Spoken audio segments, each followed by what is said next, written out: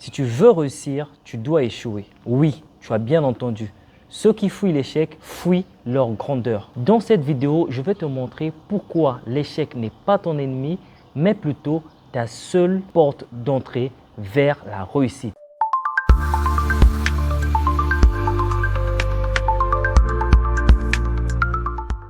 Depuis qu'on est petit, on nous apprend à fuir l'échec, à en avoir peur. Mais en vérité, l'échec, c'est juste un feedback, un retour d'expérience. Pour exemple, quand un bébé apprend à marcher, cherche à faire ses pas, il peut tomber entre 100, 200, voire 1000 fois.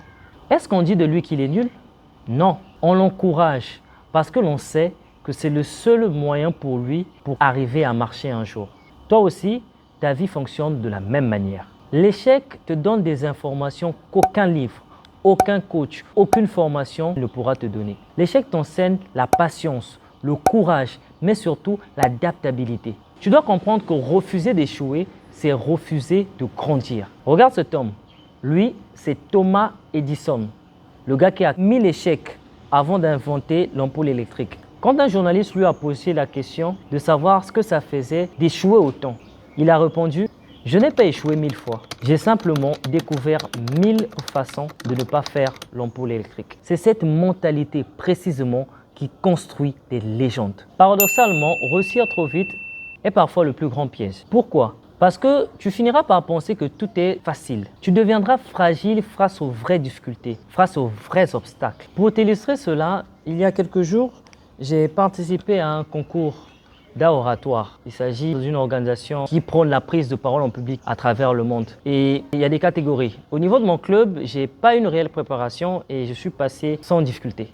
Au niveau du secteur, donc, qui est un regroupement de plusieurs clubs de la région, je suis également passé bien une préparation saccadée.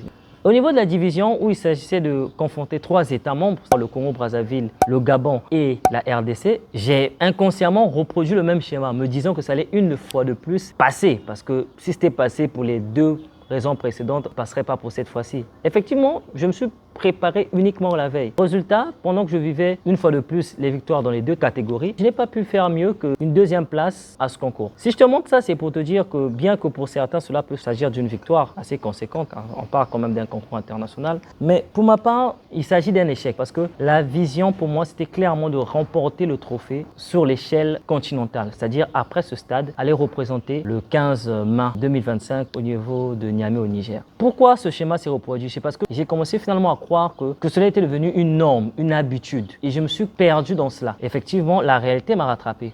J'ai eu en face de moi des personnes mieux préparées, mieux outillées, qui maîtrisaient beaucoup mieux leur discours. C'est pour te dire que réussir du premier coup, c'est la garantie d'échouer lourdement à long terme. Tu dois comprendre que ce n'est pas ton succès qui te prépare, non. C'est plutôt l'échec qui te forge. C'est dans la douleur, dans les chutes, dans les humiliations que naissent bien souvent la vraie force. Alors, si tu es en train d'échouer aujourd'hui, ne baisse pas la tête. Souris parce que tu es exactement là où les leaders ont commencé. Continue de tomber encore et encore parce que ceux qui échouent sont ceux qui bâtissent l'histoire. Si tu as aimé cette vidéo, je t'invite à liker et surtout à me dire en commentaire quelle est la plus grande leçon que tu as apprise après un échec. Je te dis à très vite.